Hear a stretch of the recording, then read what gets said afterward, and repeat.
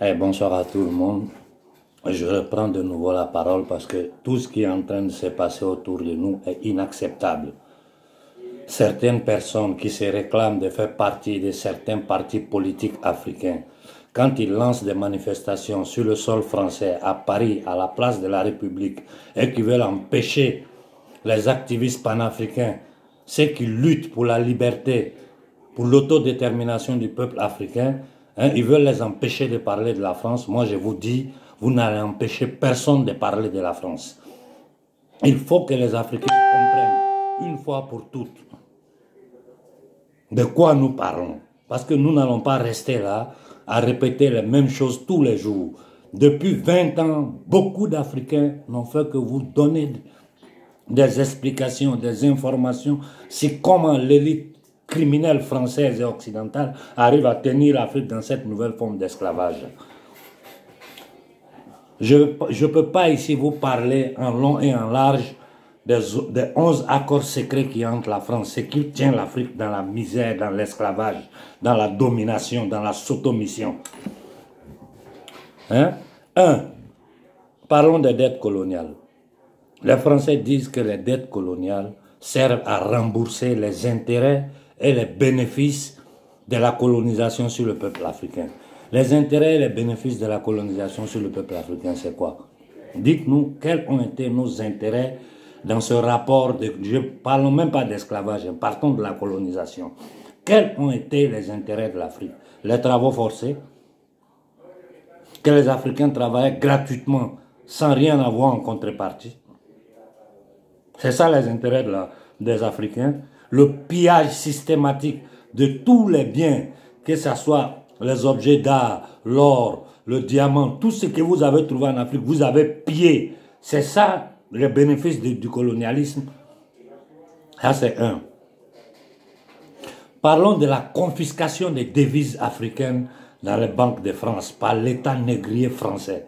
J'ai dit la confiscation de quand on parle de nos devises, de nos avoirs, on parle des devises, c'est-à-dire quand nous vendons sur le marché international, tout ce qu'on nous paye en yens, en dollars, en n'importe quelle monnaie, et toutes nos réserves d'or, tout ça est confisqué à la Banque de France. Ça c'est un. De deux, parlons des comptes d'opération. Ces comptes d'opération, à quoi ça servait? À récupérer tout ce que nous vendons dans le monde sur le plan international et à le confisquer dans ces comptes pour dire qu'eux garantissent cette monnaie qui s'appelle le franc des colonies françaises d'Afrique. Excusez-moi, je suis en train de travailler, je prends note avec mes yeux, je n'arrive pas à bien lire. 3. Les Français se sont octroyés le droit, si toutes les découvertes des matières premières brutes ou naturelles de l'Afrique. C'est-à-dire qu'eux, ils ont le droit. Ils ont le droit, ils se sont octroyés le droit d'avoir la priorité sur toutes les matières premières et brutes découvertes en Afrique. Ça, là, c'est les accords coloniaux là que je suis en train de vous dire comme ça. Bon. La priorité de la France, si tous les marchés publics et offres d'appel public en Afrique, c'est-à-dire tout ce que les gouvernements africains font sur les marchés publics, c'est-à-dire on veut construire des ponts, on veut faire des autoroutes, on veut faire quoi que ce soit, la France a la priorité sur tout. C'est elle qui décide. Bon, allons-y, je vous dis excusez-moi parce que je lis mal. La France s'est octroyé même le droit exclusif, j'ai dit elle s'est octroyé le droit exclusif de fournir les armements à tous ces pays africains. C'est elle qui a le droit. Elle a le droit exclusif de former tous les militaires, les officiers africains. Vous comprenez pourquoi ces gens ça frappent notre peuple, non? J'ouvre une parenthèse pour vous dire qu'à la fin de leur formation, là, de tous les officiers africains, il y a un petit papier qui signe, où c'est écrit blanc sur noir. En cas de conflit entre la France et ton pays d'origine, tu dois défendre la France. Personne ne peut le dire, informez-vous. On a dit, la France, elle s'est octroyé le droit sur Tous les armements militaires, c'est elle qui a le droit de nous vendre ça. Nous ne pouvons pas acheter ça à quelqu'un d'autre. Nous devons acheter chez elle, forcé. Ça, c'est un. De deux, elle nous oblige à former nos soldats sur le sol français. Avançons, hein. L'obligation de faire du français, la langue officielle et la langue scolaire. Voilà pourquoi nous ne contrôlons pas notre système scolaire. Que de nous parler de nos ancêtres, hein, de l'épopée de l'Empire du Ghana, du Madeng, de Sundiata Keita, de Béhanzin et autres. On nous a fait l'apologie du criminel de Gaulle et de tous ces négriers qu'ils appellent du temps de l'illuminisme français. Tous ces négriers, tous ces assassins-là. Ils ont fait que nous faire l'apologie de ces gens-là. Voilà comment ils nous ont troublés mentalement. Continuons. Le droit de la France d'intervenir, au cas où il y a un problème dans la colonie, d'intervenir militairement pour protéger les intérêts de la France. Voilà, en quelques mots, les accords qu'il y a entre nous et les Français, qu'ils ont fait signer à nos premiers dirigeants en 1900, après la fin de la Seconde Guerre mondiale, avant de donner les fausses indépendances. Bon, vous qui dites qu'il ne faut pas que nous parlions de la France, de quoi nous devons parler? Des négriers noirs que la France a formés pour maintenir leur domination sur l'Afrique, sans parler des Français. Moi, je vous demande, vous ne voulez pas que les activistes panafricains attaquent la France publiquement? Hein? Ils nous imposent la dette coloniale. Ils nous imposent moitié. Aujourd'hui, c'est 50%. Mais jusqu'à il y a quelques années, c'était les 100% de nos devises qui restaient dans leur banque là-bas. Eux, ils travaillaient avec les intérêts, l'État français prenait. Et c'est dans cet argent-là qu'ils puisent pour nous prêter avec intérêt. La France a le droit de décider. Nous ne décidons pas à qui nous pouvons vendre quelque chose, non. Si elle dit qu'elle ne veut pas, nous on peut dire, bon, on va leur demander la permission si on peut vendre à tel ou tel autre pays.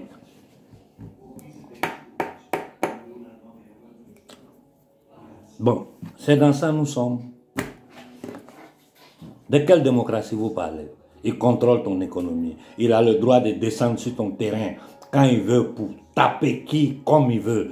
Quand un dictateur en difficulté, l'armée française intervient pour protéger le pouvoir du dictateur. Tous ces projets qui font, les ponts, les trucs, tout ça, c'est nous-mêmes notre propre argent. Ils prennent, ils nous prêtent avec intérêt et cet argent-là retourne en Europe, dans leur banque, et eux frappent le CFA, cette monnaie de singe, cette monnaie nazie que Hitler avait impliquée à la France, ils nous imposent ça. Bon, quand on est dans une réalité comme ça, les discours de Macky Sall, ça sert à quoi? Ça veut dire qu'il se fout du peuple sénégalais. Tous ces discours que ces nègres de salon sont en train de vous mener en Afrique, ils se foutent de votre gueule. Nous avons une seule chance de nous débarrasser de cet état négrier et de tous ses complices. Il faut donner une leçon à la France pour faire comprendre à toute l'Union européenne et à tous les États occidentaux que nous n'allons plus permettre que cet esclavage-là continue. Donc, je répète, vous pouvez faire toutes les manifestations que vous voulez. Ce que je vous demande aujourd'hui, là, c'est d'attaquer clairement, directement, tous les intérêts économiques de la France sur le sol africain. Le franc CFA aujourd'hui, après 75 ans, les accords sont périmés. Aucun président, aucun nègre de salon en Afrique n'a le courage d'ouvrir la bouche pour dire quelque chose. C'est-à-dire les contrats se renouvellent automatiquement. Tout le monde sait qu'ils n'ont pas le droit de parler de ça. Ceux qui ont osé toucher ce problème comme Sankara, nous savons où ils sont finis. Modibo Keïta, nous savons où ils sont finis. Sylvanus Olympia, nous savons où ils sont finis. Le Camerounais, comment il s'appelle, son nom m'échappe, le premier Camerounais qu'ils ont trucidé. Ils n'ont fait que massacrer les Africains du matin au soir en se basant sur un droit positif. Farlock. Sur des choses qui n'existent pas, sur du mensonge, le droit naturel au-dessus du droit positif. Les Africains ont le droit naturel de jouir des biens que la terre de leurs ancêtres leur a donnés. Donc tout ce que les gens vous racontent à côté, tous les discours mielleux, pseudo-intellectuels qu'ils vous font là, ils vous prennent par le cul. Nous sommes en esclavage. La France tient l'Afrique occidentale comme un camp de concentration, comme une vache à lait, comme le réservoir des matières premières et le déservoir des produits toxiques. Voilà ce que nous sommes pour ces gens-là. Donc, il n'y a pas d'espace.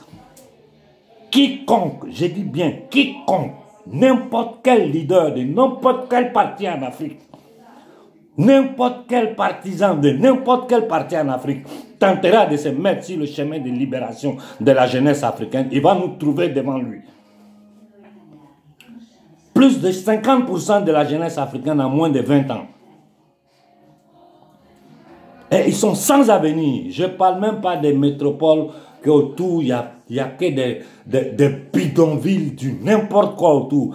Quand tu vas dans l'Afrique profonde, c'est là que tu vois la misère du peuple africain. Nos cultivateurs ne peuvent pas cultiver. Nos pêcheurs ne peuvent pas pêcher. Les planteurs de café cacao, pour parler de la Côte d'Ivoire, ils vivent la corde au cou. Aujourd'hui, dans un continent comme l'Afrique, où 70% de l'économie est informelle, c'est-à-dire chacun se lève le matin et va lutter pour chercher son pain, vous venez nous imposer ces confinements drastiques. La population se lève et pendant ce temps, vous voyez, je ne veux pas dire la chose, ce qu'ils veulent vous faire là. Je vous ai averti, beaucoup vous ont averti. Si vous laissez que ces criminels-là vous fassent ça, c'est vous, vos familles et vos enfants qui allez périr. Nous, on s'en fiche pas mal. Ce qu'on peut faire, c'est vous avertir pour vous sauver la vie. Si vous nous écoutez bien, si vous ne nous écoutez pas, c'est votre problème, vous et votre famille. Parce que les Africains conscients comprennent que nous sommes en train de risquer notre vie pour libérer l'Afrique. Vous pensez qu'on peut sortir de ce système-là comme ça si nous n'affrontons pas l'ennemi en face? Depuis 600 ans, laissons ça tomber. Depuis le 26 décembre 1945, quand De Gaulle a imposé ce franc criminel à l'Afrique et tous ces accords dont je viens de vous parler là, dites-moi en quoi est-ce que l'Afrique a essayé d'évoluer? Comment l'Afrique peut évoluer? Comment tu peux évoluer quand ta politique économique, monétaire, tout ce qui scolaire, tout est décidé à l'étranger. Et en plus de ça, il dit que tu dois le payer à crédit, si ça.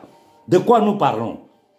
J'ai dit à tous ces misérables qui sont à Paris, à Londres, à droite, à gauche, qui lancent ces manifestations de merde pour essayer de se chercher l'ascenseur social à travers la politique. Vous allez nous trouver devant vous.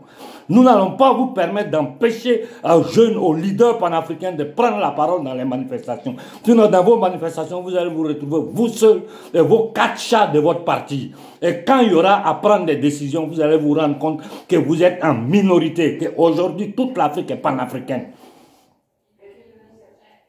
Ça suffit comme ça. Et je répète de nouveau, jeunesse africaine, prenez vos responsabilités. Descendez sur les intérêts économiques de la France dans toute l'Afrique et détruisez tout. Mettez tout à terre. C'est la seule façon pour ces gens-là de se sentir en danger. Si Macron veut qu'il envoie l'armée française sur le sol africain, ils vont voir ce qui va se passer là-bas. Bonne soirée à tout le monde. Excusez-moi, mais ça commence à me faire péter le cerveau, toute cette histoire-là. Nous sommes en état d'esclavage. Nous sommes dans la misère. Nous n'avons droit ni aux soins, ni à la nourriture, ni à l'électricité, ni à l'eau potable. Et vous êtes là de quoi nous parlons? Quand de l'extérieur, nous de la diaspora, nous regardons notre continent, nous pleurons. Ça fait pitié. Tu te dis, mais c'est quoi ça? Mais les gens ont tellement duré, ils se sont tellement habitués dans la misère que pour eux c'est devenu normal. Non, c'est pas normal. Dans le reste du monde, les gens ne vivent pas comme les Noirs. Vous devez comprendre ça.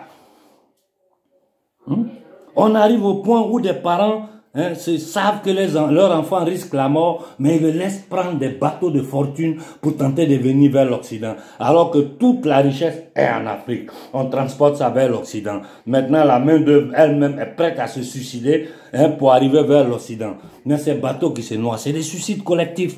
Les enfants là savent ce qu'ils risquent. Donc vos bêtises là, politiciens, non politiciens, où nous affrontons la France vis-à-vis, ou bien vous arrêtez de ce combat là, on reste dedans. Ils vont faire de nous ce qu'ils ont voulu, ce qu'ils ont fait depuis 600 ans, et l'affaire est terminée, on ne parle plus. Où est l'espace pour discuter avec des gens? Quelqu'un qui écrit sur papier dans le contrat qui t'est fait signer, que lui il a le droit d'intervenir sur ton sol militairement, si ses intérêts sont menacés. Et c'est lui qui a le droit de former tes soldats. Personne d'autre ne peut le faire à part lui. C'est lui seul qui a le droit de te vendre les armes. Le travail de ton peuple, l'argent là, il bloque la moitié aujourd'hui. Avant, c'était les 100% dans des comptes qu'ils appellent des comptes d'opération. Ils prennent les bénéfices de ça sur le marché international et ils prennent ces bénéfices-là, ils viennent prêter aux pays africains avec intérêt. Voilà dans quoi nous sommes. Vous voulez comprendre, comprenez. Vous ne voulez pas comprendre, vous allez périr dans la misère.